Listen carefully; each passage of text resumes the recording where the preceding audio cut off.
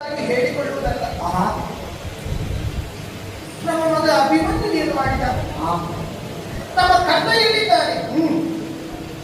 ಯಾವ ತಂದೆಯೇ ಇರಲಿ ಮಗನೇ, ಮನೆಗೆ ಬಂದ ಆ ಕ್ಷಣದಲ್ಲಿ ತಂದೆಯಾದರೂ ತನ್ನ ಹೆಂಡತಿಯಲ್ಲಿ ನೀನು ಹೇಗಿದ್ದೀಯ ಅಂತ ಯಾವ ಗಂಡನಿಗೆ ಯಾವ ಹೆಂಡತಿಯರು ಕೇಳೋದಿಲ್ಲ.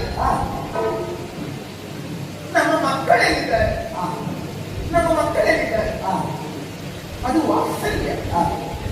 ಅಂತಹ ನಿನ್ನ ತಂದೆ ಅರ್ಜುನ ನಮ್ಮ ಅಭಿಮನ್ಯು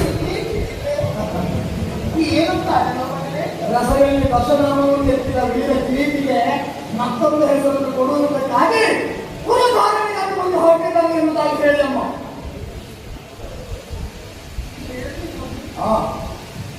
ಅವರೆಲ್ಲರಿಗೂ ನಾನು ಹೇಗಾದರೂ ಮಾಡಿ ಸಮಾಧಾನವನ್ನು ಪಡಿಸಿ ಸರಿಯಮ್ಮ. ಆದರೆ ಒಬ್ಬಳನ್ನು ಸಮಾಧಾನ ಪಡಿಸುವುದಕ್ಕೆ ನನ್ನ ನಾಡಿಗೆ ಬರುವುದಕ್ಕೆ